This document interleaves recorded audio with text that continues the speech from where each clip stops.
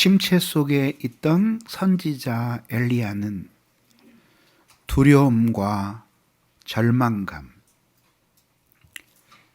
그리고 무기력과 외로움에 휩싸여 있었습니다. 그런데 하나님께서 그 특별히 능력을 주신 선지자가 그렇게 침체에 빠져서 잠들어 있을 때 천사를 보내어 발길로 걷어차고 밟으시는 대신 그를 어루만지시며 위로해 주셨습니다.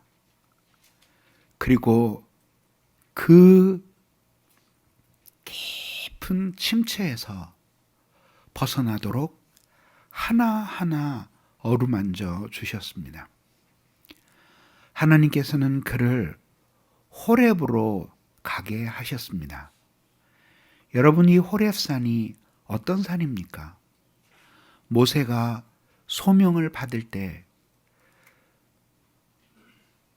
가시나무 떨기 가운데 불길로 임하신 하나님의 임재를 대면했던 곳이었습니다. 그리고 그는 거기서 소명을 받아 이스라엘 백성의 해방자가 되었던 것입니다. 어쩌면 하나님은 이 엘리야를 호렙산에 세워 모세의 소명을 생각나게 하셨는지 모릅니다. 모세가 맨 처음 소명을 받을 때 모세가 어떠하였습니까? 40세가 되었을 때에 민족을 위해서 일하고자 그는 불끈 일어섰고, 그리고 애굽의 병사들을 때려 죽이고 결국은 도망갔습니다. 40년이 넘는 세월이 흘러 그는 이제 노인이 되었고, 애굽에서 배운 모든 자랑스러운 학문과 지식들이 희미하게 잊혀져 가는 늙은이가 되었습니다. 그때 하나님이 너는 이스라엘을 구원하는 해방자로 내가 불렀느니라 할 때 모세는 삐졌습니다. 그리고는 하나님 앞에 온갖 변명을 하며 자기는 이 일에 적합하지 않다고 핑계를 대다가 하나님 앞에 혼이 납니다. 그리고는 결국 그 놀라운 소명을 거기서 받게 됩니다. 아마도 하나님은 이 호렙산에 있었던 일을 잘 알고 있을 이 엘리야에게 하나님이 당신의 일에 적합하지 않다고 그렇게 생각하던 모세를 불러서 하나님이 어떻게 위대한 일을 행하게 하셨는지를 생각나게 하심으로써 이 선지자를 한편으로 격려하고자 하셨던 것 같습니다. 아무튼 침체에 빠진 이 엘리야를 호렙산에 세우셨습니다. 아마도 이 선지자는 호렙산에 가자마자 간절히 기도한 게 아니라 떡과 물을 먹고 기운을 좀 차렸지만 육체의 회복이었지 영혼의 회복은 아니었습니다. 굴을 하나 잡았고 굴에 숨었습니다. 왜요? 여기까지도 이세벨이 복수심에 불타 자기를 찾고자 자객들을 보냈을지 모르니까 굴 속에 숨었고, 그 나라에는 굴이 아주 많고 깊은 굴도 있고, 그래서 그 벽 쪽을, 이 계곡 쪽을 바라보면은 구멍이 수없이 뚫려 있는 게 전부 다 굴이에요. 그런 굴이 많으니까 굴이 그 숨기에 아주 적합한 곳이죠. 그래서 거기에 숨어 있었습니다. 그랬더니 거기서 강한 바람이 일어나요. 그러면서 산을 가르고 바위를 부셨다 그러는데 바람이 바위를 어떻게 부셨을까? 아마도 바람이 너무 심하게 부니까 돌멩이들이 날아가기 시작했고 그것들이 이 무른 바위에 부딪히면서 바위가 막 부서져 내렸던 것 같아요. 엄청난 폭풍이 몰아닥쳤습니다. 그 후에는 땅이 울리면서 엄청난 지진이 일어났어요. 지진이 지나가고 나니까 당연히 거기엔 불이 있었겠죠. 그래서 불길이 휩싸여 지나가요. 아마 굴 속에서 선지자는 그 바깥에서 일어나는 광경을 다 보면서도 그는 나가지 않았습니다. 분명히 이것은 하나님이 역사하시는 증거일 텐데 그는 나가지 않았습니다. 놀랍게도 그 큰 기적이 나타나는 그 현장에 여호와의 임재는 없었습니다. 모든 일이 끝난 후에, 불까지 모두 사라진 그 후에 세미한 소리가 들렸습니다. 그때 엘리야는 듣고 겉옷으로 얼굴을 가렸다고 했습니다. 아마 바깥에 햇빛이 눈부셔서 그 겉옷으로 얼굴을 가리고 나가 굴 어귀에 서서 도대체 이 소리가 어디서 들리는 소리인가 귀를 기울이기 시작할 때 소리가 그에게 임하였고, 엘리야야, 네가 어찌하여 여기 있느냐 하는 음성이 들렸던 것입니다. 불 후에 들린 세미한 음성, 이것은 우리에게 매우 중요한 것을 가르쳐 줍니다. 폭풍이 지나고 지진이 지나고 불길이 지나가는 놀라운 기적의 역사가 나타나는 곳이 아니라, 기적의 능력이 나타나는 곳이 아니라, 이것은 모두 한 가지를 도입하기 위한 예고편에 불과했어요. 정말 주님이 도입하고 싶었던 그 마지막 결정적인 것이 무엇이었을까요? 세미한 소리 가운데 들리는 하나님의 음성이었습니다. 선지자들과 대결하여 하늘의 불을 이 땅에 불러내리고 기적을 일으킬 때, 그리고 850명의 선지자들을 죽여 그 피가 온통 낭자할 때에도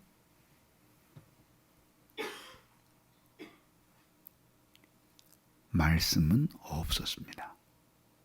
그런데 불길까지 지나간 고요한 가운데 하나님은 이 선지자의 지성에 말씀하셨던 것입니다. 이게 바로 침체에 빠진 엘리야를 다시 용사로 만드시는 방법이었던 것입니다. 산을 가르고 바위를 부수는 폭풍과 같은 기적, 지축을 뒤흔드는 무시무시한 기적과 같은 지진, 이후에 화염처럼 솟아오르는 불길, 얼마나 장대하고 두려운 광경입니까? 그러나 이 놀라운 기적을 본 사람이 얼마나 되겠습니까? 이 놀라운 기적의 역사를 지금 이 선지자 홀로 관람하고 있는 것입니다. 그러나 그것이 침체에 빠진 이 선지자를 회복시켜 준 것이 아닙니다. 그 모든 것은 잠시 후에 말씀하시는 하나님이 바로 내가 그렇게 믿고 의지하는 능력의 하나님 여호와라고 하는 큰 권능을 먼저 예고편으로 보여줍니다. 그러니까 이런 능력을 가지고 계신 여호와 하나님이니 너의 문제 하나를 해결 못하겠느냐, 이걸 하나님께서 먼저 보여주시고, 그리고 드디어 정말 당신이 이 침체에 빠진 선지자를 일으켜 세울 마지막 하나님의 방법을 도입하셨던 것입니다. 그것이 뭐냐면 세미한 음성으로 그에게 말씀하시는 것이에요. 자, 얼마나 놀라운 일입니까? 사람들은 자신이 영혼의 침체에 있으면 뭔가 열광을 하면 거기에서 불쑥하고 벗어날 것이라고 생각을 해요. 처음 예수님을 믿고 얼마 되지 않고 신앙의 지식이 미천하였을 때 부흥회를 따라다니던 기억이 나요. 너무 곤고한데 내가 왜 이렇게 곤고한지를 모르겠는 거예요. 뭐 돌아보면은 잘한 것도 없지만 뭐 그렇게 아주 그냥 악독한 짓을 한 것도 없어요. 나보다 형편없이 사는 사람들보다는 그래도 내가 훨씬 나은데 근데 왜 이렇게 예수 믿는 게 행복하지 않을까? 그런 얘기를 하면 교회 어른들이 부흥회를 가보라는 거예요. 근데 부흥회를 막 군데군데 포스터를 붙이고 막 할 때예요. 결혼하기 전이죠. 가요. 가면은 벌써 분위기가 보통 분위기가 아니에요. 전부 다 방석 깔고 그 가부좌 틀고 앉아가지고 막 열심히 박수를 치고 앞에서는 막 북치고 부흥사가 막 예수 믿는 것은 받은 증거만 들고 막 찬송을 부르는데 열기가 혹 하고 느껴지는 거예요.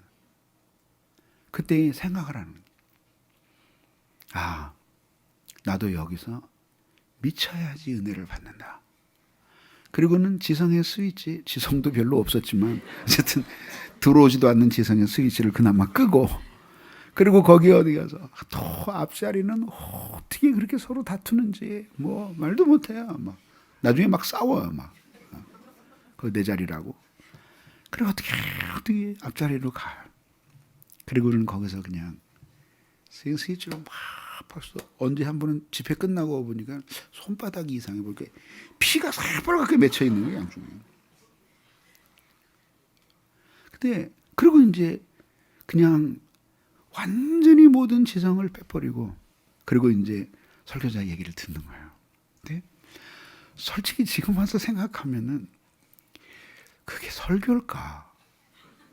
뭐 웃기고 울리고 별 거지 같은 이야기들을 다 섞어가지고 그리고 막 어떤 날은 막 다 일어나라 그러고 그리고 얼마씩 헌금할 거냐고 막 부르라고 뭐 그것도 아무것도 아니고 어떤 날은 또 뭐 그 유산시킨 사람 다 일어나라고 그리고 한 명당 얼마씩 낼 거냐고 그러면 용서받는다 그러고 이게 뭐 무슨 면죄부도 아니고 그냥 뭐 그런 뭐 사람을 죽였으니까 이제 그렇게 낸 돈을 가지고 전도에 쓰면은 용서해 주신다는 거예요. 살리는데 쓰면 그런 광경을 다 보면서 저런 건 아닌데 그런데도 그렇게 생각하면 하나님의 은혜를 안 주시지. 그리고 다 떨쳐버리는 거예요. 그렇게 열심히 손에 이 피가 맺히도록 그렇게 찬송을 부르고 근데 한참 지나니까 여기 딱지가 않더라고요. 피가 뭉쳐가지고. 그렇게까지 찬송을 부르고 왔는데 집에 들어와서 조용히 눈을 감고 생각하면 아무것도 바뀐 것이 없는 거예요. 그때의 그 무력감. 몰랐어요. 그게. 원인이 무엇인지를. 근데 또 기도하면 된대요. 그래서 그 기도하러 산에 가는 거야. 근데 그것도 얕은 산에 가면 안 된다는 거야. 높은 산에 올라가야 돼. 그래서 삼각산에 자주 올라갔어요. 삼각산에 이게 밑에서 1시간 20분 걸려요. 그러니까 직장 갔다 와가지고 한 7시, 8시쯤, 9시쯤, 8시? 8시쯤 거기 도착해가지고 목사님 올라가신다 그러면 목사님 따라 올라가고 목사님 없을 때는 혼자 올라가고 청년들하고 올라가고 해가지고 거기를 깜깜한 길을 걸어 올라. 그 산꼭대기 올라가면 인천이 보여요. 인천이 얼마나 높은지. 인천에서부터 저기 불암산까지 보여요. 한 번에 한눈에. 장관이에요. 그리고 올라가가지고 또 어떻게 하냐. 낭떠러지기 위해서 기도해야 된다는 거야. 이게 응답바위라고 있대. 꼭 거길 가야 돼. 근데 거기 올라가면 되게 무서워요. 낭떠러지야. 이거 확실히 졸진 않겠더라고요. 그러고는 손을 들고 그 다음에 이제 기도를 하는 거야. 그것도 언제냐면 추운 겨울에 이렇게 하면은 그냥 이게 입술이 딱 얼어붙어. 이렇게 하자마자. 아니 무슨 여러분 농담인데 진짜 이렇게 하면 이게 쫙 그냥 얼어붙어. 그런 곳에서 막 기도를 하고 털모자를 쓰고 기도하고 오면은 눈썹이고 뭐고 다 하얗게 얼음이 맺히는 거야. 코털까지. 어떤 때는 은혜를 주시는데 어떤 때는 목이 터져라 부르짖어도 내려오는 길이 한없이 발걸음이 무거워. 도대체 이게 뭔가 했더니 또 뭐라니 봉사를 하면 은혜를 받는다. 그래가지고 교회에서 뭐 별의별 봉사를 다 하고 뗄나무 주스러까지도 가고 말이에요.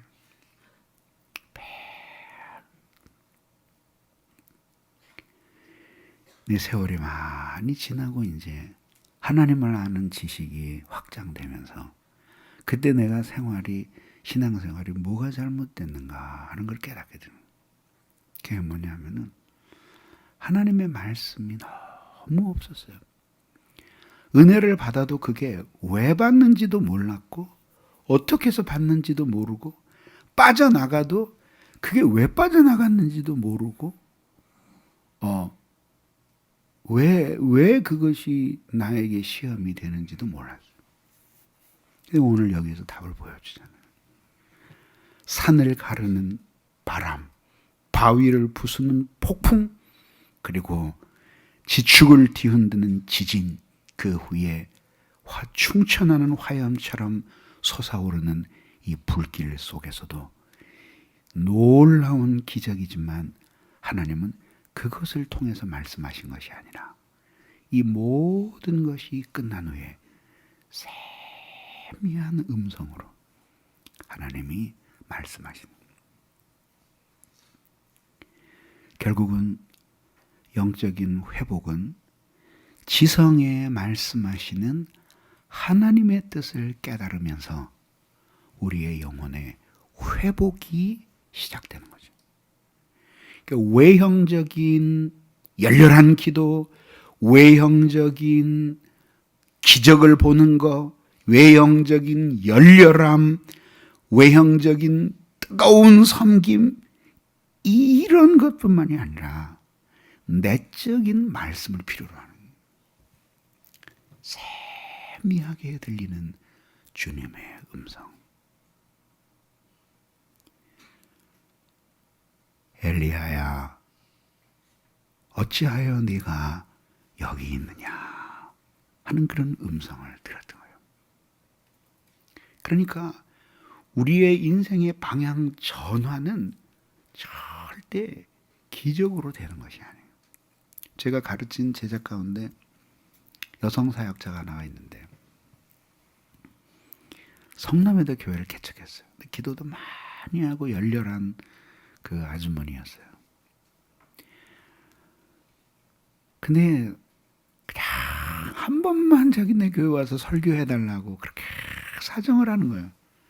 그래서 사양을 하다가 에휴 내가 뭐라고 그리고 이제 갔어요. 교회를 갔는데 교회에 이제 개척교회니까 뭐 오죽하게 했어요. 근데 좀 교회를 조금해도 좀 이렇게 깔끔하게 해놓으면 좀 좋잖아.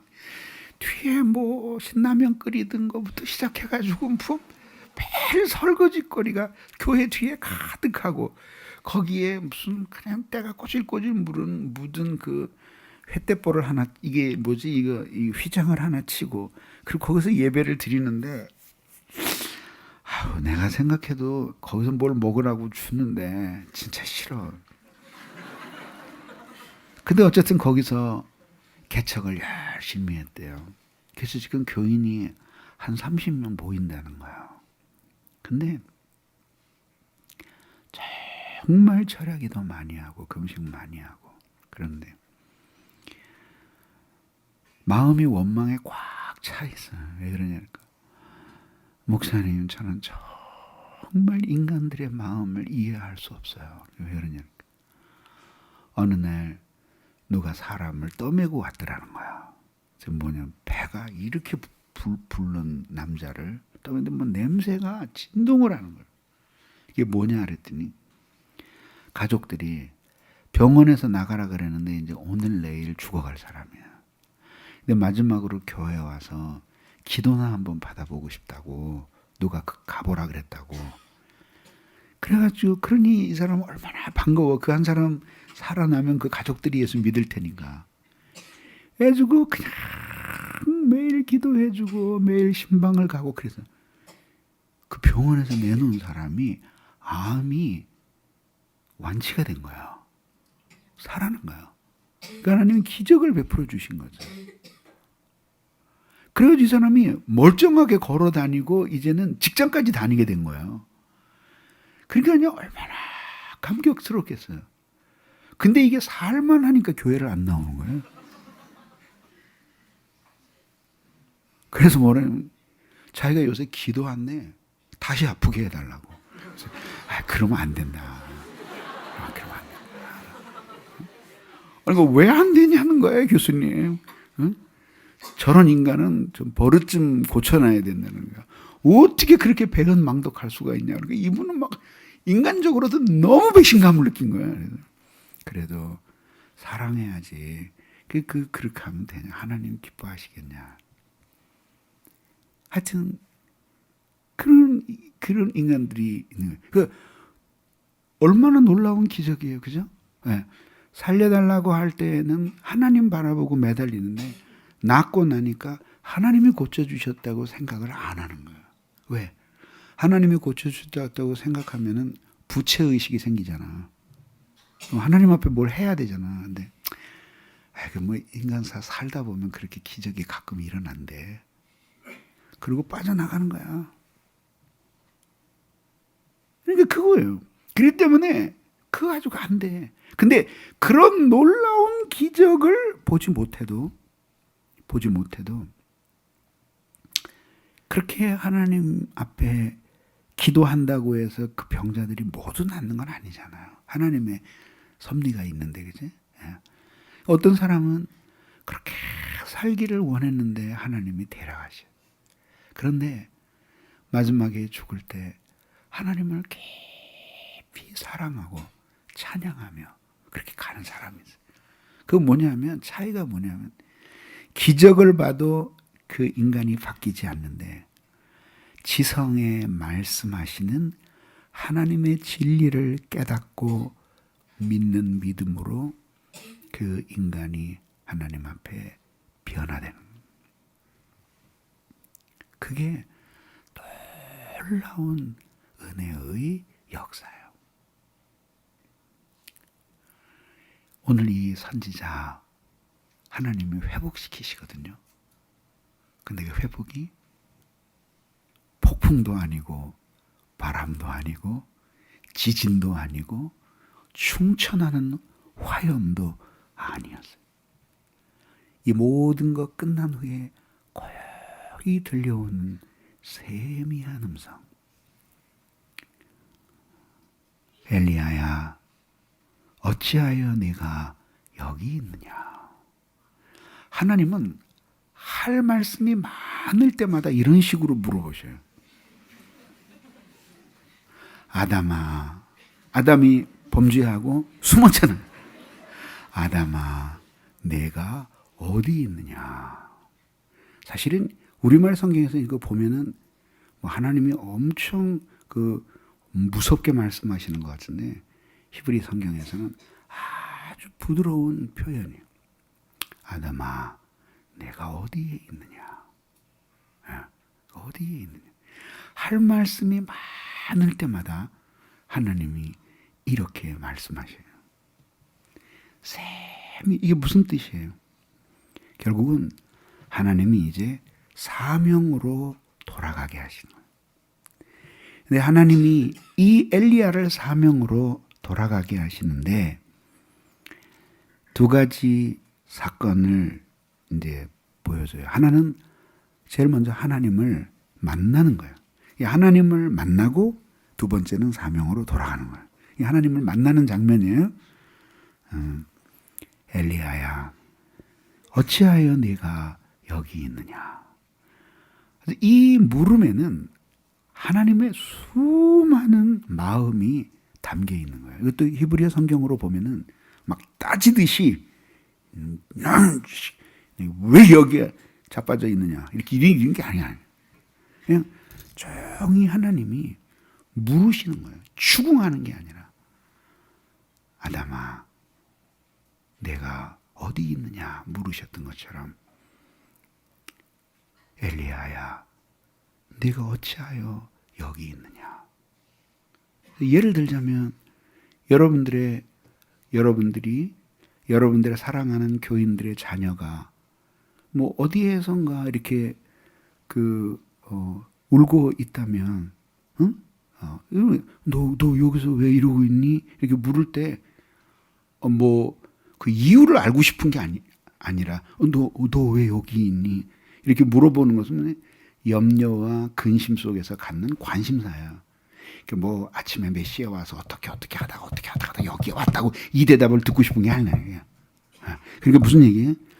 여기는 네 자리가 아니다. 여기는 네 자리가 아니다. 내가 어찌하여 여기에 있느냐. 내 자리는 여기가 아니다. 소명을 받은 내가 살아가야 할 삶의 자세나 위치는 이런 상태가 아니다. 이 사람은 왜 굴 속에 있어요? 왜 굴 속에 있게 되었죠? 하나님을 향한 열심이 유별한데 자기를 좀 이렇게 하나님 앞에 내세우는 거예요. 하나님, 내가 원래 열심히 좀 있잖아요. 그래서 내 주의 일을 열심히 했거든요. 그런데 이스라엘 자손이 주님의 언약을 버리고 제단을 다 허물어 버리고 칼로 주의 선지자들을 죽였습니다. 근데 저만 남았습니다. 무슨 뜻이에요?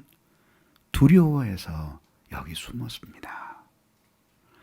선지자의 사명은 자기 목숨을 보존하는 게 아니잖아요. 물론 선지자도 핍박이 오면 도망가야 될 때도 있고 피하여야 할 때도 있겠죠. 예. 그렇지만 그것은 남은 사명을 감당하기 위한 일시적인 피난이지 자신의 생명을 보존하는 것이 선지자의 사명은 아니잖아요. 무슨 그런 거지 같은 사명이 있어요. 목숨을 부지하는 것이 사명입니까? 사명이 목숨을 위해 있습니까? 목숨이 사명을 위해 있지? 하나님이 왜 이 엘리야만 유독 많은 사람들이 굶어 죽어가고 있는데 이 엘리야만 하나님이 떡과 고기를 까마귀 통에 먹이시고 그리고 물을 먹이시고 천사를 보내 어루만져 그를 위로해 주신 것은 무엇 때문이었어요? 이 선지자를 생명을 부지시켜 그래서 사명을 감당하게 하기 위함이었습니다. 하나님께서는 이 선지자를 아주 인격적인 방법으로 회복시켜 주시고 은혜를 주셨습니다. 그랬더니 하나님이 이 은혜를 가지고 옛 사명으로 돌아가게 하신 것이죠. 여러분, 하나님의 은혜는 무슨 대가를 바라고 하나님이 우리에게 주시는 것이 아니에요. 하나님의 은혜는 언제나 공짜예요. 우리의 공로 아무것도 없는데 하나님이 우리를 향해 품으신 사랑 때문에 그 성품 때문에 하나님이 우리에게 은혜를 주시기 때문에 우리가 그거를 은혜라고 하는 거예요. 은혜라는 말 그 자체가 자신의 공로에 의하지 않고 다른 사람의 호의에 의해서 주어지는 것, 값없이 주어지는 것이 바로 은혜이기 때문이죠. 은혜는 거저 주시는 것입니다. 그렇지만 이 은혜는 아무 쓸모없이 주시는 것이 아니에요. 은혜를 주시는데 은혜를 주실 때에는 은혜를 주시는 하나님의 신적인 계획이 있는 거예요. 요 강남에 가면요, 정보사 부지라고 노른자의 땅이 있습니다. 거기에 아파트 건립 계획이 섰었어요. 지금 이제 아파트 경기가 다 무너져서 이제 7만 8천 세대를 지어놨는데 안 팔린다고 하니까 지금은 쑥 들어가는지 모르겠다. 어쨌든 아파트 건립 계획이 있었어요. 짓기만 하면은 대박이 나는 자리예요. 그러니까 이제 그 땅이 군인들 땅이니까 거기다가 아파트를 강남 수준으로 지어서 군인들을 위해서 분양을 하겠다. 그랬더니 온통 신문에 사람들이 들고 일어난 거야. 이게 뭐냐면 무슨 군인들이 그런 좋은 데서 사냐고. 그거는 군인이 그 땅을 쓸모가 없으면 이제 이건 도로 내놓고 그러면 그거를 개발해서 그래서 모든 민간인이 거기에다가 신청을 해서 돈 많이 주는 사람이 거기에 입찰되게 해가지고 아파트를 짓고 그리고 살아야 된다. 그래서 내가 생각해도 군대에서 땅을 안 쓰겠다 그러면 그거를 당연히 민간에 돌려줘야지 왜 거기다가 군인들만을 위한 아파트를 짓나? 그렇게 목숨을 걸 정도로는 아니지만은 그 말도 그 말이 맞는 것 같다 그러고 있어요. 근데 며칠 있는데 신문에 어느 장교 부인이 그 글을 쓴 거예요, 거기다가. 그 글을 쓰고 나서 많은 생각을 하게 되더라고요. 그 글을 읽고. 부인이 뭐라고 썼냐면은 대한민국 국민은 우리 보고 나라를 위해 충성하라고 하고 전쟁이 나면은 죽으라고 말합니다. 그런데 남편이 장교여서 전방을 돌아다니는 것부터 시작해서 집다운 집에서 살아본 적이 없다는 거예요. 그런데 왜 우리는 강남에서 살면 안 되는 거냐. 군인이 항상 민간인만 못하게 살아야 된다는 그런 법이 어디 있냐. 기억은 못하는데 아주 눈물이 나도록 그렇게 아주 절실하게 썼어요. 한에 맺히도록. 굉장히 숙연해지더라고요. 나라는 군인에게 잘 해주죠. 그래서 옛날에 군인 가면은 월급이 어디 있어요, 그죠? 월급은 집에서 엄마한테 받아갖고 갔는데 나라에서 계속 월급을 주고 그리고 군인들을 여러모로 잘 해준다 그래요. 왜 그래요? 심지어 군인들만 가는 골프장도 있고 콘도도 있고 면세점 거기 가면은 여러분들 눈이 휘둥그레질 정도로 물건이 싸. 여기서 5,000원, 6,000원씩 하는 거 거기 가면 2,800원 이 정도밖에 안 될 정도로 그렇게 싸. 면세점이라서 면세품이라서 그래요. 그런데 왜 그렇게 모든 것을 잘 군인들을 섬겨요? 그 뭐냐면 계획이 있기 때문이에요. 그 사람들이 나라를 지켜주니까. 그러니까 그 사람들의 마음이 꾸겨지지 않도록 국민들은 세금을 내서 일정한 품위를 유지하며 군인들이 다른 모든 민간인들과 어깨를 겨두면서 살 수 있도록 모든 면에서 혜택을 줘야 된다는 거죠. 근데 그렇게 하는 거는 그걸로 끝나라는 게 아니라 전쟁이 나면 우리를 지켜달라. 그거예요. 그러면 똑같이 하나님이 우리에게 은혜를 주시는 것은 공짜예요. 은혜 조금 주시고 나서 당장 뭘 내놓으라고 그러시는 분이 아니에요. 은혜는 그리스도의 공로를 통해서 하나님의 사랑 때문에 받을 자격이 없는 우리에게 주어지지만 그 은혜에는 반드시 하나님의 계획이 있어요. 그 계획이 뭐죠? 하나님이 우리를 구원해 주신, 창조해 주시고 구원해 주신 원래의 목적으로 돌아가서 살라고 하는 것이에요. 그것이 뭐냐면 사명이에요. 사명. 하나님이 이 선지자의 철없는 불평을 다 듣고 나신 후에 하나님께서는 들은 척도 안 하시면서 다른 말씀을 하셔요. 다 죽이고 나만 남았습니다. 나도 그들이 곧 찾아와서 죽이려고 합니다. 그랬더니 하나님께서 그러시는 거예요.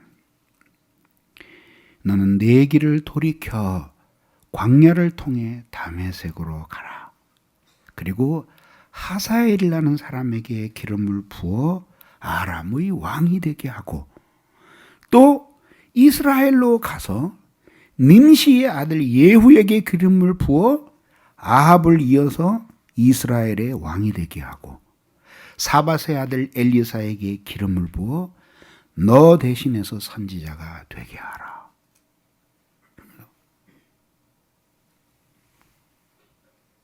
그렇게 말씀하시는 거예요. 이거는 얼마나 충격적인 거예요. 그 중에 제일 충격적인 게 뭐예요? 아람 왕은 아람이라고 치더라도 제일 충격적인 게 뭐예요? 예후에게 기름을 부어 이스라엘의 왕이 되게 하라. 그 뜻은 무슨 뜻이에요? 역사적으로 이 예후는요, 깊은 신앙심이 있는 인물은 아니었는데 막 좀 분별이 없는 의협심에 넘치는 감정적인 인물이었어요. 그래서 이 예후가 왕이 된 다음에 깊은 신앙에서 우러나온 것 같지는 않은데, 하여튼 이 바알 선지자와 아합 일가에 대한 막 뼛속까지 타들어가는 원한에 사로잡힌 사람이에요. 그래가지고 바알 선지자들을 다 숨어버렸잖아요. 이제 이게 예후가 등장하니까. 그러니까 바알 선지자들을 다 초청해요. 그러면서 뭐라 그러냐면 아합보다 내가 더 잘 섬기겠다. 그러니까 이제 드디어 아합이 죽고 이세벨이 죽고 우리는 희망이 없나 했더니 이제 진짜 바알에 헌신된 군주가 나타났구나. 숨어있던 그 바알 선지자들이 다 모여. 근데 다 때려 죽여버려요. 아주 그냥 씨를 말려버려요. 그럴 사람이 누구냐면 예후예요. 예후. 네가 가서 기름을 부으면 그 사람이 왕이 되어서 역사를 바꿔버리고 너 죽이려고 하는 이세벨과 아합을 비롯해서 아직도 숨어있는, 아직도 활동하고 있는 그 엄청난 바알 선지자들을 그저 싹 그냥 다 갈아버리듯이 전부 다 죽여버린다. 그러면 결국은 예후에게 기름을 붓는다는 것은 아합의 정권과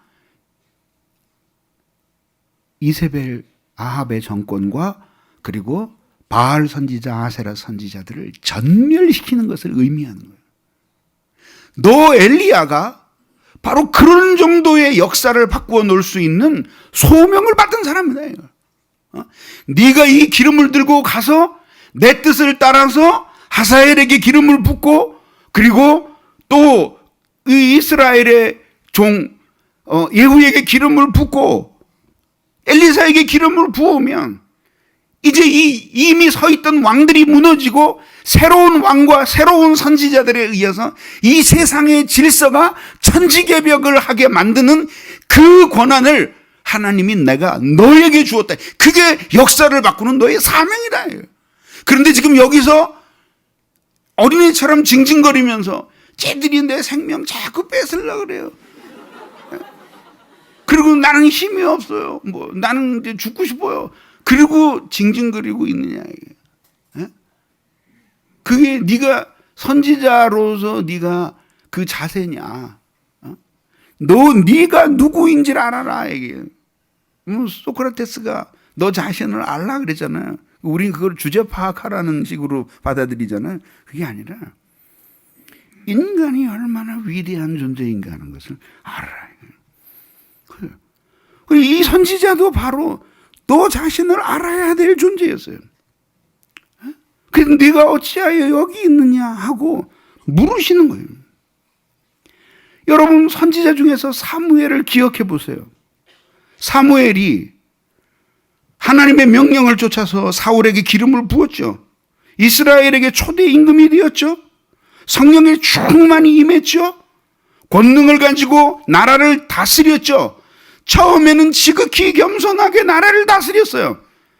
그러다가 신앙이 사라지면서 교만이 싹트기 시작했고 결국은 제사장의 권한까지 범하려고 하는 이 악한 사람이 되어버렸어요. 그래서 가서 사무엘 선지자가 칼로 사울 왕을 찔러 죽였습니까? 아니에요. 어떻게 했죠? 이새의 아들 다윗에게 가서 기름을 부었더니 이새의 아들이 성령의 충만함을 받는 대신 저 인간은 하나님의 영이 나가버리고 하나님이 부리시는 악령이 그에게 임해서 미치광이가 돼버린 거예요. 역사를 완전히 바꿔놨잖아요. 사무엘은 창 한 자루 칼 한 자루 없었어요. 하나님의 말씀과 기름병 딱 2개 있었어요. 이게 붙는 거에 따라서 역사가 바뀌는 거예요. 어디를 거기에다가 그 사람의 목숨을 노린다는 거 어떻게 감히 그럴 수가 있어요. 물론 죽임 당할 수도 있죠. 그거는 뭐 주님께 가까이 가는 길이라고 생각을 해야죠. 엘리야가 에우를 세워서 결국은 아합의 왕가를 완전히 싹이 쓸어버리는 거예요. 아주 잔혹하리만치 바알 선지자들을 막 박멸해버리는 거예요. 그런 정도가 아니라 아합의 정권에서 충성했던 유능한 관리까지 다 죽여버려. 그리고 나중에 다 죽여서 자기 나라를 세우려고 하니까 이게 써먹을 만한 놈들이 없는 거예요. 다 죽여버려가지고. 그래서 결국 왕권이 오래 못 가요. 무너져요. 그런 거예요. 그는 굴 속에 숨어서 두려움에 떨어서 낙심하고 있을 자가 아니라. 내가 오늘 여러분들에게 말씀드리고 싶은 게 그거예요. 뭐냐면 신자의 영광이 뭐냐. 신자의 영광. 우리는 흔히 신자의 영광을 우리가 하나님의 자녀가 되었습니다. 죄와 사망에서 건져주셨습니다. 물론이죠. 그 신자의 영광이죠. 그래서 전에는 하나님의 진노의 자식이었으나 마귀의 자식이고 진노의 대상이었으나 이제는 그 진노에서 벗어나 하나님의 긍휼을 입고 의롭다 칭함을 얻은 거룩한 나라의 백성이요. 그리고 이 세상에 비친 사람들이 되었어요. 그러니까 놀라운 영광이죠. 신분의 영광이에요. 그러나 신분의 영광만 있는 게 아니라 활동의 영광도 있는 거예요. 활동의 영광이라는 무슨 뜻이에요? 여러분 그냥 오다 가다가 여행길에 기찻간에서 만났는데 허름한 잠바에 그저 얼굴은 거무틱틱 해가지고 어디서 지게나 지고 온 사람처럼 그리고 대화를 막 얘기했는데 굉장히 유식해. 그래서 막 얘기를 듣고 보니까 이 사람이 가만 보니까 한 나라의 장관을 지내던 사람이에요. 그 다음서도 여러분 자리를 좀 똑바로 앉아서 이 사람 다시 보게 되잖아요. 이 사람 진짜 대단한 사람이었구나. 제가 교수로 있을 때인데 교수로 처음 발령을 받아서 한 2년쯤 지났을 때요. 91년도의 일이었어요.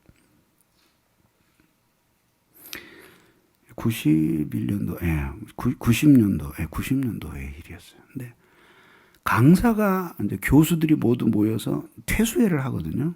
이제 그 한 학기에 한 번씩. 근데 퇴수회에 이제 그 강사가 한 분이 왔어요. 키가 조금 먹고 얼굴이 감마잡잡 섭섭한데 한국 사람이에요.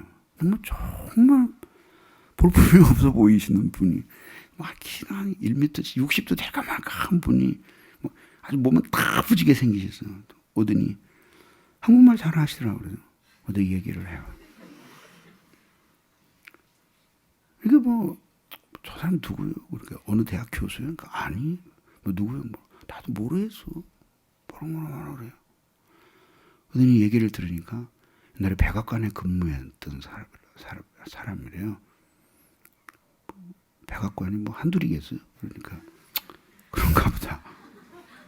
근데 한참 얘기하다가 뭐라는? 이 1991년 생각났다. 2월 달 일이에요. 2월 말쯤의 일인데 뭐라냐면 여러분 정말 죄송합니다. 그러니까 뭐가 죄송하다는 거야? 근데 진심으로 죄송한 눈빛이에요. 이라크 전쟁을 막지 못해서 정말 죄송합니다. 저 사람은 누구길래 이라크 전쟁이 일어나고 우리 보고 죄송하다 그러나.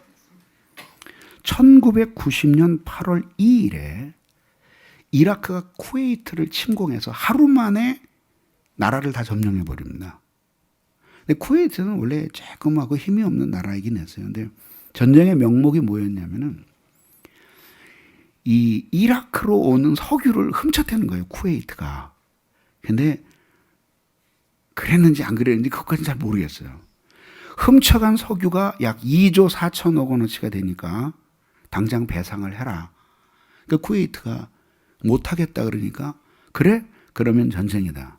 그러고 가서 하루 만에 파죽지세로 몰고 가가지고 다 점령하고 이 이라크를 이제 이 쿠웨이트를 이라크의 19번째 주로 편입시켜버려요. 그러니까 이제 유엔에서 난리 난 거죠. 난리 났는데 그래서 그렇게 8월 2일 날 그런 일이 있고 나서 바로 25일경쯤 되어서 이거는 아주 야만적인 침략이라고 규정하고 이 많은 나라들이 군대를 유엔군을 파견해서 그래서 저 못된 이라크를 때려 눕혀야 된다. 그리고 결의를 해요. 근데 많은 나라들이 막 가편 투표를 하는 거예요. 왜냐하면 거기 석유가 많잖아요. 그러니까 이제 나중에 사람들은 그 전쟁에 미국이 개입한 게 석유 때문이 아니냐. 그런 이야기까지 할 정도로 그리고 다 개입을 해요. 그렇게 해놓고 이제 최후 통첩을 줘요. 몇 월 며칠까지 너희들은 철수해라. 그러면은 공격을 안 받겠지만 철수 안 하면 전쟁이다. 그런 거예요. 그때 이제 사람이 유명한 사담 후세인이잖아요. 그러니까 이제 버티는 거예요. 철권 안 하는 거예요. 그러니까 이제 미국에서 지금 강사로 온 그 양반을 보낸 거예요. 특사로. 그래서 가서 자기가 사담 후세인하고 3시간을 독대를 했다는 거예요. 전쟁을 하지 말라고. 그 얘기를 하고 나니까 사람들이 이제 그 사람에 대해서 다시 생각을 하게 되는 거예요. 그 사람이 하는 일이 자기가 무슨 일을 하는지 얘기를 안 할 때에는 아주 우습게 봤다가 그 사람이 자기 전 세계 시민에게 정말 죄송하다는 거예요. 자기가 최선을 다해서 이 전쟁을 막으려고 했는데 3시간을 사담 후세인과 독대를 해서 설득을 했지만 결국은 실패를 했습니다. 근데 성공하고 실패하고의 문제가 아니라 정말 대단한 사람이니까 어느 정도 대단한 사람이면 미국에서 올 때 자기가 타고 다닐 차를 비행에다가 싣고 와요. 방탄차예요. 수리탄을 던져도 안 터진대. 그런 차를 누가 던져질려는지 모르겠는데 어쨌든 그런 차를 타고 다녀. 그 사람이 하고 있는 일을 이야기하니까 이제는 그 사람 키 조그만 것도 안 보이고 얼굴 새카만 것도 안 보이고 한국 사람이라는 것도 안 보이고 백악관에 있긴 있었는데 굉장히 중요한 자리에 있었나 보구나. 특사로 갈 정도니까 야 굉장한 사람이구나. 그래서 그 사람을 다시 보게 되는 거예요. 우리가 하나님의 자녀의 영광은 신분만이 영광이 아니라 우리의 하는 그 일 자체도 큰 영광이 되는 거예요. 세상 사람들은 그렇게 생각 안 하겠죠. 세상 사람들은 그렇게 생각 안 하겠죠. 그런데 나는 말하고 싶은 거예요. 우리 섬김 우습게 보지 마라. 여러분, 예수 안 믿는 남편이 아내를 이렇게 보면 얼마나 한심하겠어요.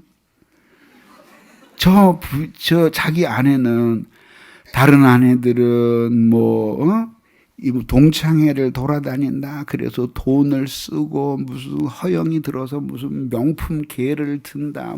아니면은 애들 저기 남편하고 애들하고 내버려두고 친구들하고 배낭여행을 유럽으로 간다 이렇게 설치는데 이 인간은 그저 꽤 그래도 잘 나가던 인간이었는데 교회 가서 은혜를 받았는지 뭘 하든지 보니까 교회밖에 모르는 거야. 교회 왔다 갔다 그러고 잘은 모르겠지만 어떤 월급 갖다 줘도 상당한 돈을 교회에다가 내는 것 같고 그리고 가서 집에 전화만 하면은 엄마 교회 갔어요. 전화만 하면 엄마 교회 갔어요. 월요일 날 전화하면 교회 청소하러 갔어요. 화요일 날은 전도하러 갔어요. 수요일 날은 기도하러 갔어요. 목요일 날은 선교하러 갔어요. 금요일 날은 간구하러 갔어요. 토요일 날은 통성 기도하러 갔어요. 맨날 봉사하러 갔다는 얘기. 남편이 볼 때는 그 얼마나 우스워. 저 인간은 즐거움도 모르고 저렇게 허무하게 저러고 사나 생각이 들잖아요. 근데 그렇게 살아가는 그 부인의 이름 없는 섬김은 이 세상 나라를 위한 일이 아니라 하나님 나라를 위한 일이에요. 하나님 나라를 위한 일. 얼마나 놀라운 일이에요. 본인도 모르는데 그게 결국은 수많은 사람들에게 커다란 유익을 주고 그들을 돌이켜 하나님께로 돌아오게 하는데 하나님이 사용하시는 이 하나님의 나라에 바로 그 하나님이 우리를 구원해 주시고 침체에 빠진 여러분들이 두려움과 절망감, 무기력함에 깊이 빠져서 외로움에 깊이 사로잡혀 우울증에 갈 지경에 있다고 할지라도 하나님이 여러분들을 사랑하셔서 먹이고 마시고 먹게 하시고 결국은 어루만지셔서 하나님이 회복시켜 주실 거예요. 그러면 그 회복시켜 주시는 거는 공짜예요. 돈 내야지 회복시켜 주시는 게 아니에요. 회복시켜 주시는데 그 회복시켜 주시는 거에는 하나님의 큰 뜻이 있는 거예요.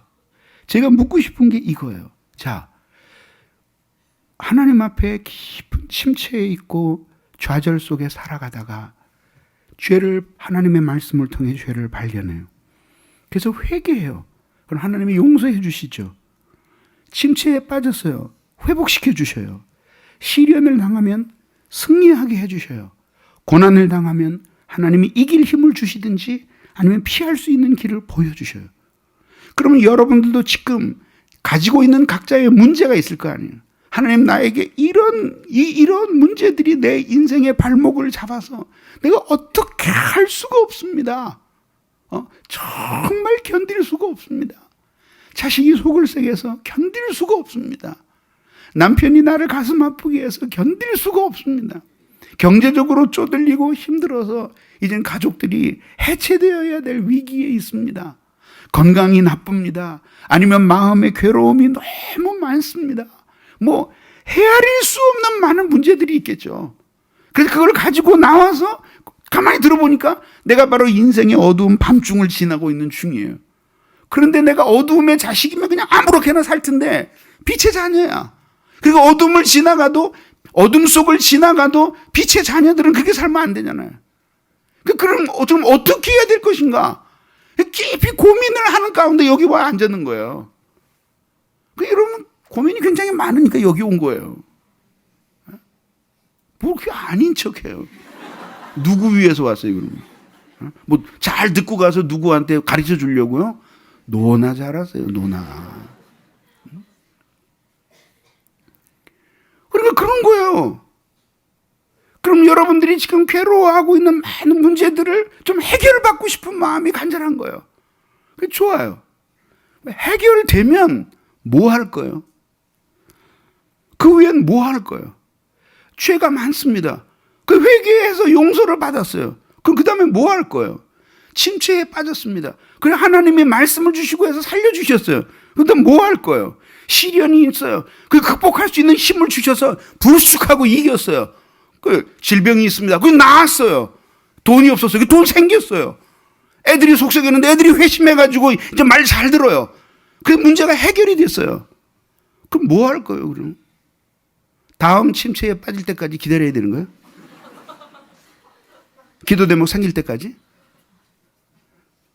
그건 아니잖아요. 그럼 뭐예요? 그럼 어떻게 할 거예요? 근데 여러분들에게 아주 정말 심각하게 물어보고 싶은 게 그거예요. 간절한 기도 제목이 있죠. 그럼 오늘 설교를 들으면서 자신에게 물어봐요. 그 하나님이 그걸 해결해 주셨다고 쳐요. 해결해 주셨다고 쳐요. 해결해 주실 겁니다. 뭐 별로 그 믿음도 없구만 뭘 그래. 해결해 주실 것을 믿습니다. 그럼 해결해 준 다음에는 뭐 할 거냐고요. 목사님 하긴 뭘 해요. 그냥 좋지. 그러니까 틀렸다는 거예요. 그게 그러니까. 그럴 것 같았으면 하나님이 엘리야를 데리고 왜 호렙까지 오십니까? 호렙까지 옵니까? 왜? 그 40주 40야를 걸어서 왜 오십니까? 거기까지.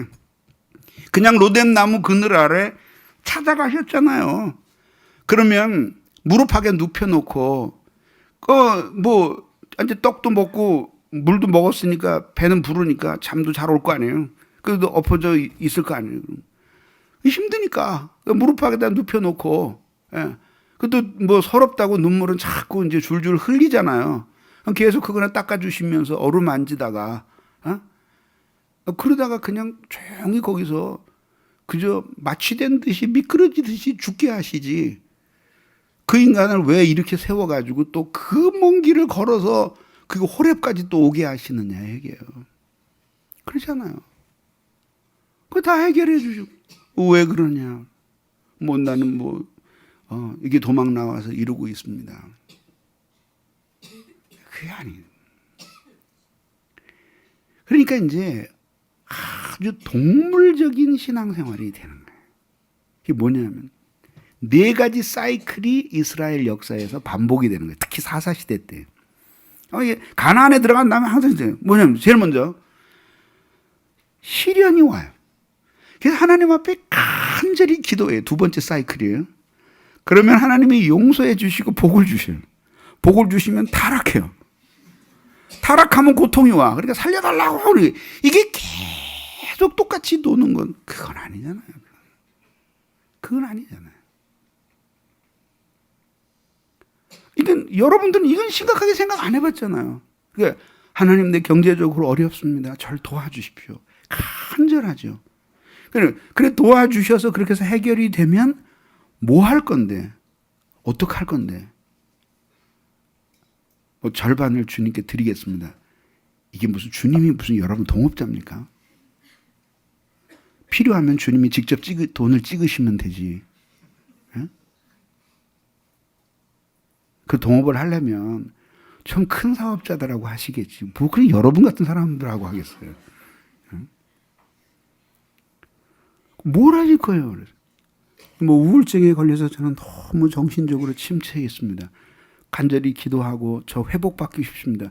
그래 회복해 주시겠죠. 그래서 온전한 정신으로 돌아오면 뭐 할 건데요?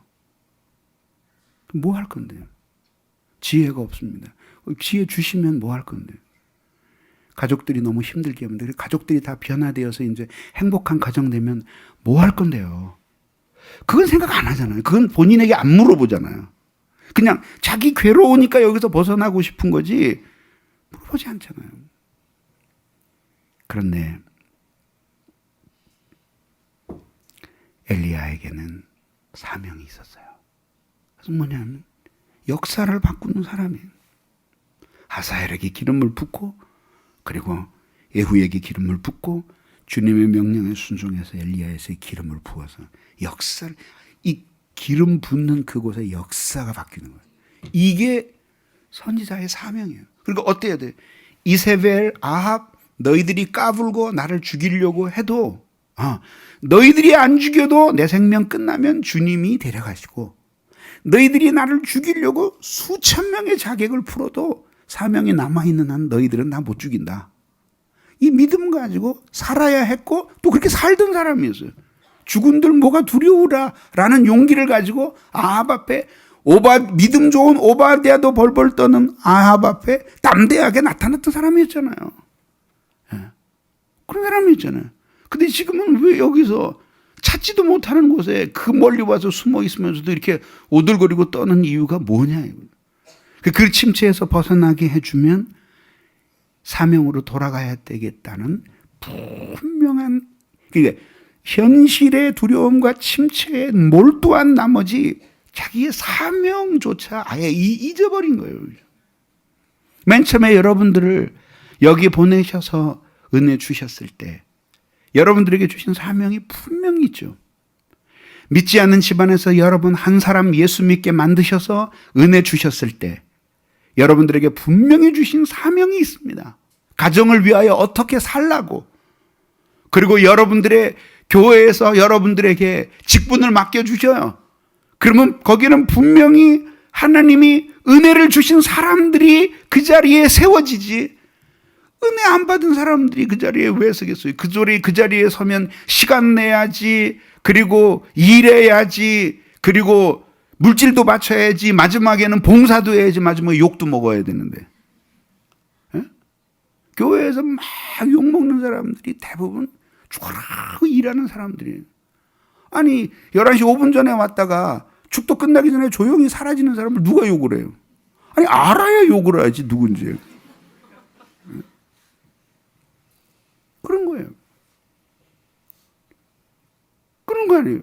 그러면 그렇게 은혜를 받았을 때에는 하나님이 여러분들을 세워주신 자리가 틀림없이 있어요. 그리고 그것이 은혜 받은 사람이 그걸 못 느끼면 그 은혜 가짜야. 그 은혜 아니에요. 그건. 진정한 은혜는 항상 하나님의 사명에 눈을 뜨게 만들어주는 거예요. 그게 하나님의 은혜예요. 은혜에는 하나님의 분명한 계획이 있는 거예요. 그래서 하나님 앞에 용서할 수 없는 사람을 용서하도록 만들고 이래. 근데 이게 침체에 빠지게 되면은 이런 걸 다 희미해져 버리는 거예요. 사명이 도대체 무엇길래? 내가 힘들면 그만이지. 사명은 도대체 무엇이냐? 내게 맡긴 직분은 그건 또 뭐하냐? 뭐 가족들이, 아니 가족이 내 인생을 대신 살아주나? 그게 뭐 나하고 뭔 상관이 있나? 하면서 어제 말씀드린 대로 내면화의 길로 가는 거예요. 그래서 아니 이렇게 침체에 빠진 사람들은 기도 제목이 없어요. 뭐가 많으냐면 고민이 많아요. 고민이. 기도 제목은 없어요.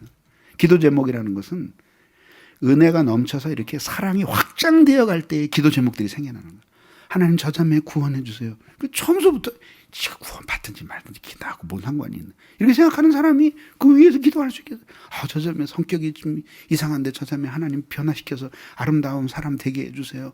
뭐 이런 기도 제목들이 막 이렇게 막 퍼져나. 저 사람들이 하는 일이 정말 뜻깊은 일인데 잘 되도록 도와주세요. 막 이런 기도 제목들이 퍼져 나가야 되는데 안 나가는 거예요. 안으로 오그러들면서 그냥 고민 속에 빠져드는 거예요.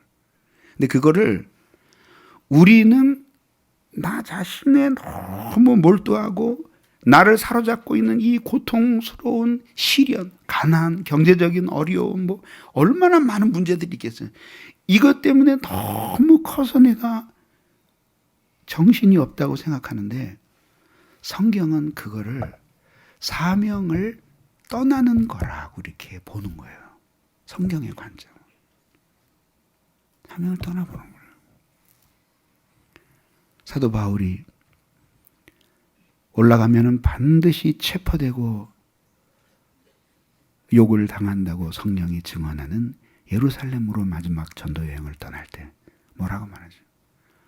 오직 성령이 증거하여 각 성에서 증거하여 고난이 나를 기다린다고 하시지만 내가 하나님께 받은 바 은혜의 사명 곧 은혜의 복음 전도하는 일을 마치려 하면은 나의 생명을 조금도 아까운 것으로 여기지 않노라.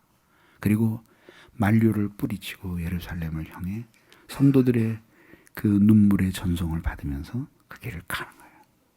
그게 바로 사명자란 말이에요. 그래서 나의 이 세상의 고통과 괴로움이 누군들 없겠고 하나님만 맡겨주신 사명의 자리, 가정에서든 교회에서든 어디에서든지 간에 그 자리에 서 있는 것 자체가 하나님 앞에 순종하는 거예요. 그래서 제가 늘 말씀드리잖아요. 하나님이 원하시는 곳에서 하는 한마디의 간절한 기도는 원하시지 않는 곳에서 목숨을 걸고 기도하는 것보다 더 큰 능력이 있는 거예요. 그래서 어느 자리에 서서 기도를 하느냐. 너무 중요한 거죠. 너무너무 중요한 거죠. 너무너무 중요한 거죠.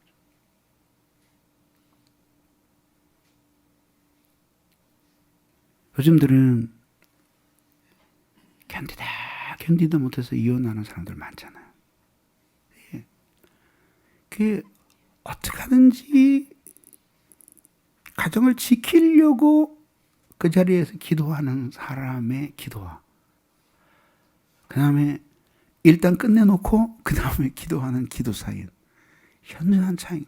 무엇을 더 하나님 앞에 기도하느냐의 차이만이 아니라 하나님이 기뻐하시는 곳, 하나님이 인정하시는 곳에서 하는 그 기도는 가장 능력 있는 기도예요. 이게 중요한 거예요. 그러면 여러분들은 오늘 분명한 그림을 그리고 이 사경회에서 일어나야 돼요. 뭐냐면 결국은 하나님이 그렇게 어떤 의미에서 그렇게 신앙이 없어서 하나님이 그 큰 능력을 보여주셨는데도 낙심하고 있는 이 어린아이 같은 선지자도 하나님이 긍휼히 여겨주시잖아요. 여러분들도 긍휼히 여겨주셔서 회복시켜 주실 거예요. 나는 그렇게 믿어요. 여러분들이 하나님을 간절히 의지하고 매달리면 하나님이 반드시 해결해 주셔요. 예.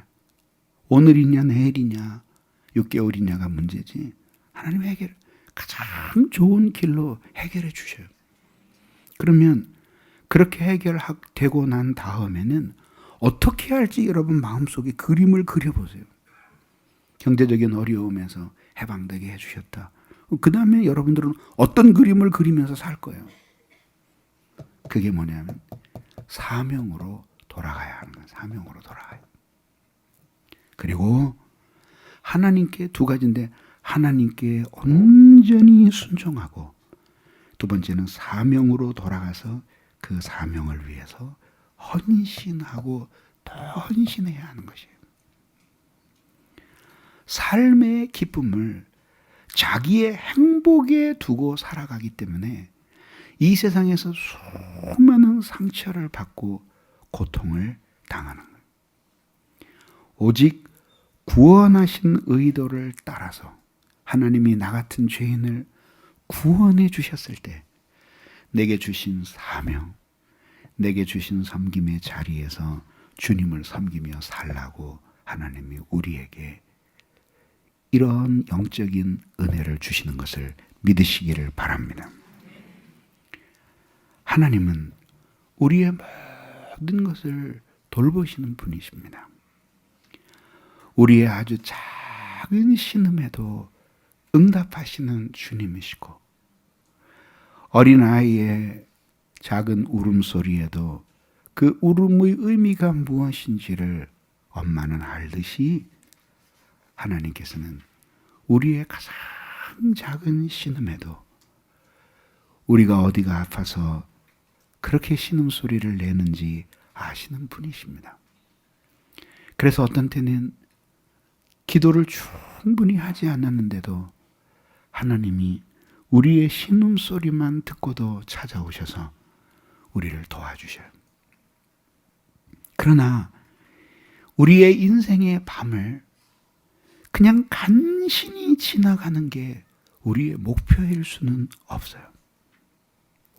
어둑어둑해 오는 밤중에 하늘로부터 갈멜산에 불이 내릴 때 푹 하고 타오르던 그 충천하는 화염을 생각해 보세요. 우리가 인생의 어두운 밤을 지나는 것은 불신자와 같다고 할지라도 그 어두움의 밤을 지나면서 그 지나는 길은 괴로워도 거기서 하나님이 동행하시면 찬란한 밝은 불빛을 어두운 세상에 비추면서 살아갈 수 있는 겁니다. 결국은 우리의 인생의 목표는 겨우겨우 근근덕신으로 인생의 밤을 지나면서 운명이나 기다리는 것이 우리의 인생의 목표일 수 없어요. 오히려 우리가 이 모든 것을 극복한 후 돌아갈 사명의 자리는 어디이죠? 여러분들은 지금 자기 괴로움, 자기 고민, 자기 어려운 기도 제목, 자기 경제적인 궁핍, 자기의 질병, 자기의 인간관계, 자기의 괴로움, 모든 것들에 집중한 나머지 여러분들의 마음은 너무나 분주해서 사명은 아득해요. 근데 그게 바뀌어야 해요. 우리 주님은 이런 점에 대해서 교훈해 주셨어요. 먼저 그 나라와 그의 나라와 의를 구하라. 그리하면 이 모든 것을 너희에게 더하시리라. 그래서 참 놀라운 게요. 주님이 열심히 섬기면서 자기 사명을 따라서 살잖아요. 그러면 하나님이 우리에게 우리가 무엇 필요한지 우리도 미처 헤아리지 못할 때도 하나님은 그것을 헤아리셔서 그래서 우리를 위해서 공급해 주셔요. 우리를 위해 주셔요. 그래서 우리로 하여금 알고 보면은 그게 꼭 필요한 건데 너무 바빠서 기도도 못했는데 하나님이 공급해 주시는 가장 좋은 것을 공급해 주시는. 그래서 여러분들이 이 깊은 침체에서 벗어나려면 내팽개친 사명이 무엇인가를 생각해야 돼. 무의도식하지 말라고 내가 2년째 외쳤거든요. 근데 2012년으로 충분해요. 오늘 여러분 나가면서 교회 복도를 쭉 걸어가면서 한번 보세요. 물론 눈이 오고 해서 특수한 상황이지만은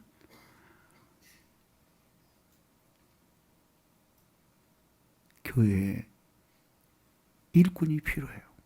누구 몇 사람만 와서 걸레 들고 깨끗이 1시간 전에 치워놓으면 얼마나 정갈할 텐데. 보세요 한번. 곳곳에서 하나님을 섬길 일꾼들을 필요로 하고 여러분들이 자기 문제에 골몰하여서 고민하고 시험에 들어서 괴로워하는 동안 여러분들의 사명의 자리에서 여러분들의 마음은 상당 부분 떠났죠. 명목상은 거기 서 있으나 그러나 이제 마음을 쏟아서 농사를 짓지 않는 농부와 마음을 다 쏟아서 농사를 짓는 농부는 벌써 가보면 밭과 논이 달라요. 달라요. 그거예요. 그래서 이 시간의 관점을 깊이 돌이켜서 여러분들의 괴로운 것만 보지 말고 여러분들의 침체만을 보지 말고 하나님이 맨 처음에 여기 세워주셨을 때 하나님이 나에게 주신 사명이 무엇인가? 믿지 않는 가족을 위해서는 내가 어떻게 살아야 하나? 연약한 가족을 위해서는 어떻게 살아야 하나? 내게 맡겨진 영혼들, 주님이 나의 교회에서 나에게 주신 소명들 생각하면서 거기가 그 일터가 어떻게 되고 있는지를 헤아리면서 하나님 앞에 깊이 회개하고 주님의 음성을 들어야 해요. 내가 어찌하여 여기에 있느냐? 너는 여기 이러고 있을 사람이 아니란다. 얘야, 너는 사명으로 돌아가거라 하는 주님의 음성을 들을 수 있는 사람들이 돼야 됩니다. 그래서 우리가 이렇게 침체해 있는 동안에 인생의 어두운 밤을 지난다는 핑계로 팽개쳐준 의무, 마음을 다하지 않은 섬김, 그리고 주님께 은혜 받았을 때 이렇게 주님을 섬기며 일평생 살겠노라고 다짐했던 그 사명의 자리로 돌아가게 해달라고 기도하고, 그리고 거기서 내가 이 자리에서 주님을 잘 순종하고 온 마음을 다해서 헌신할 수 있기 위해서는 지금 나를 사로잡고 있는 이 올무와 같은 고통과 그리고 이 모든 내적인 어려움으로부터 하나님 나를 건져주셔야 됩니다. 충성하고 싶습니다. 헌신하고 싶습니다. 주님의 뜻대로 살아서 착하다, 잘했다, 충성되다, 네 인생을 헛살지 않고 내가 너에게 준 가르침과 그리고 사명을 따라 살았구나. 때로는 넘어지고 쓰러졌지만 그러나 너는 나를 따른 사람이구나. 인정을 받으며 살고 싶습니다.